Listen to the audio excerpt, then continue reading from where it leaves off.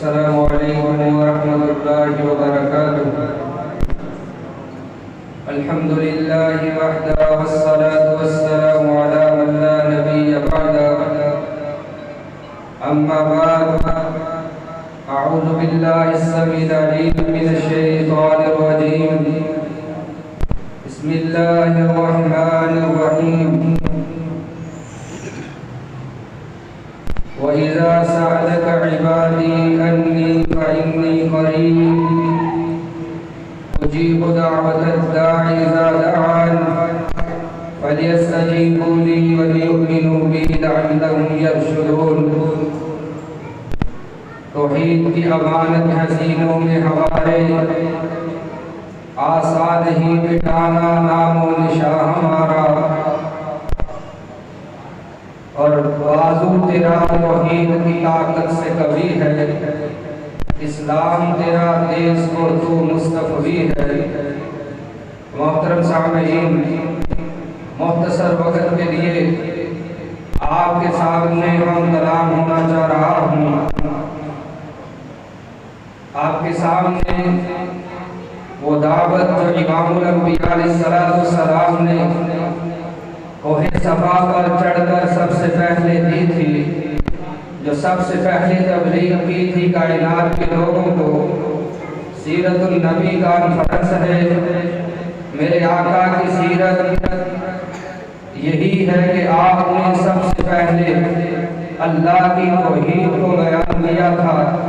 کائنات کے لوگ جو در در کے پجاری تھے، کوئی لات کو ماننے والا، کوئی منات کی عبادت کرنے والا، کوئی حبل سے مدد چاہنے والا، کوئی عزا کے سامنے ماتھا ٹیکنے والا تھا۔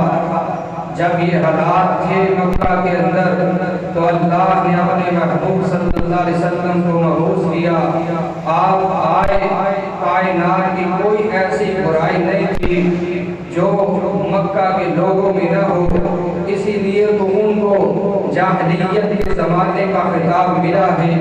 جاہل تھے، وہ جانتے نہیں تھے، تو لیکن ساری برائیوں کو اللہ کے نبی صلی اللہ علیہ وسلم نے پیچھے چھوڑا۔ سب سے پہلے جس بات کی دعوت پیش کی وہ دعوت توحید تھی۔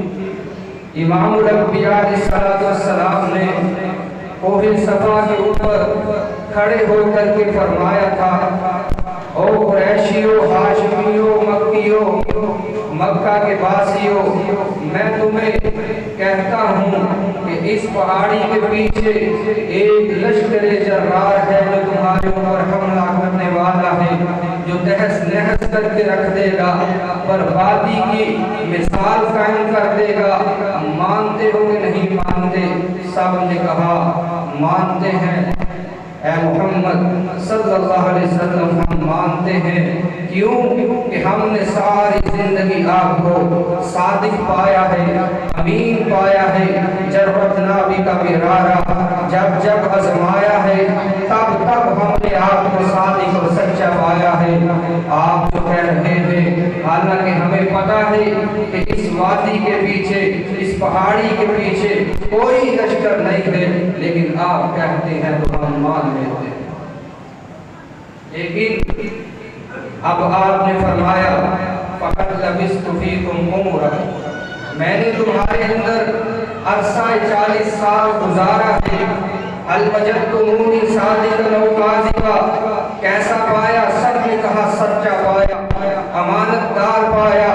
امانت میں دیکھا تو آپ سا کوئی نظر نہ آیا، صداقت میں دیکھا تو آپ سا کوئی نظر نہ آیا، تقوی میں دیکھا تو کوئی نظر نہ آیا، اخلاق میں دیکھا تو آپ سا کوئی نظر نہ آیا، سیرت میں دیکھا تو آپ سا کوئی نظر نہ آیا۔ ہم نے ہر طرف سے دیکھا، آپ جیسا ہمیں کوئی نہیں ملا۔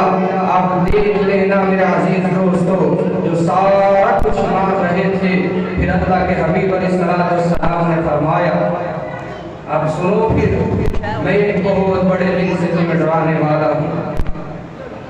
وہ کیا تھا کہ اللہ کی عبادت کی جائے، اسی سے مدد مانگی جائے، اسی کو مشکل کشا مانا جائے، اسی کو حاجت روا مانا جائے، اسی کو بگڑی بنانے والا اچھی بری قسمت لکھنے والا، بارش کا نزول کرنے والا، اولاد دینے والا، اسی اکیلے کو مانا جائے۔ اور آپ نے دعوت پیش کی، فرمایا قولوا لا الہ الا اللہ تفلحوا وتملكوا الارض والعجم۔ کائنات کے لوگوں میں تمہیں ایک ایسا نسخہ بتانا چاہتا ہوں، ساری کائنات تمہارے قدموں کے اندر ڈھیر ہو جائے گی، کامیابی تمہارے قدم چومنے کو آئے گی۔ وہ نسخہ یہ ہے کہ لا الہ الا اللہ، کوئی نہیں ہے اللہ کے علاوہ جو عبادت کے لائق ہو، جس کے سامنے گر گڑایا جائے، جس کے سامنے دامن کو پھیلایا جائے، جس کے سامنے جوڑی پھیلائی جائے، جس کے سامنے ہاتھ اٹھائے جائے، جس کے سامنے اپنے لبوں کو جنبش دی جائے۔ اذا سالک عبادی عنی فإنی قریب۔ رب کائنات نے فرمایا میرے بابو، یہ لوگ مانگتے ہیں نا، یہ لوگ مانگتے ہیں جب بے چین ہو جاتے ہیں، جب ضرورت پڑتی ہے تو مانگتے ہیں۔ میں نے تو اپنے مانگنے ہی کے لیے، اپنے سے مانگنے کے لیے ان کو پیدا کیا ہے۔ وَمَا خَلَقْتُ الْجِنَّ وَالْإِنسَ إِلَّا لِيَعْبُدُونِ۔ اور عبادت کس کا مطلب ہے؟ مانگنے کا۔ عبادت کہتے ہی مانگنے کو ہے۔ قَالَ رَبُّكُمُ ادْعُونِي أَسْتَجِبْ لَكُمْ إِنَّ الَّذِينَ يَسْتَكْبِرُونَ عَنْ عِبَادَتِي۔ اللہ فرماتے ہیں مجھ سے مانگو میں قبول کروں گا، اور جس نے مجھ سے نہ مانگا گویا اس نے میری عبادت سے انکار کر دیا۔ اصل میں عبادت نام ہی مانگنے کا ہے۔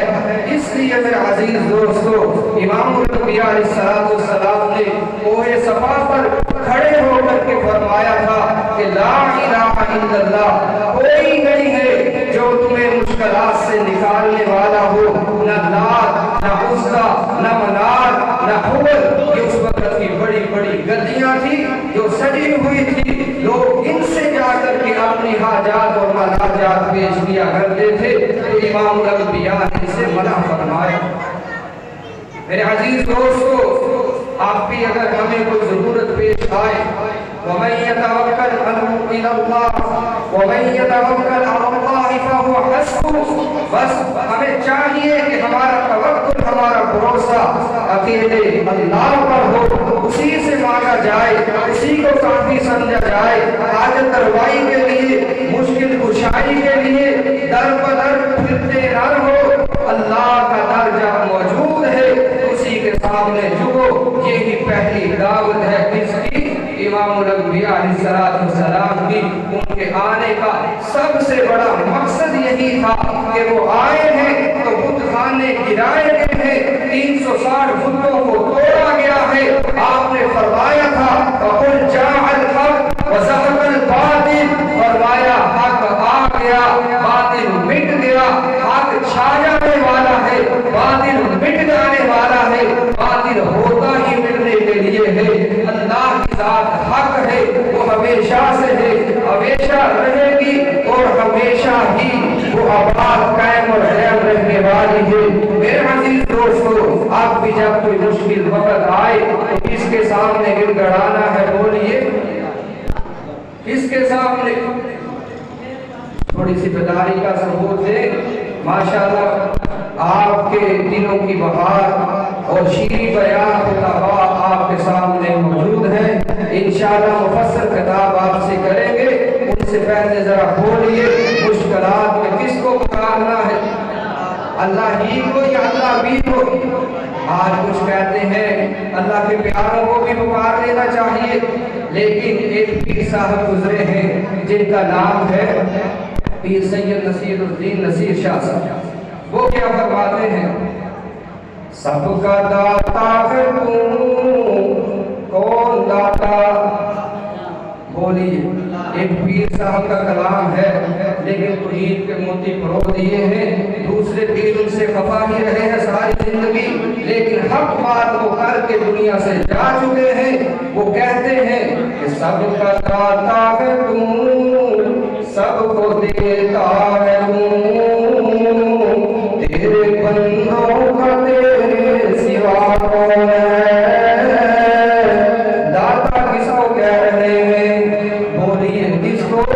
اللہ ہی کو کہہ رہے ہیں۔ لاہور والی سرکار کو داتا نہیں کہہ رہے، حالانکہ وہ پیر تھے، لیکن حق بات کہہ کر کے گئے ہیں کہ سب کا داتا ہے تو، سب کو دیتا ہے تو، تیرے بندوں کا تیرے سوا کون ہے؟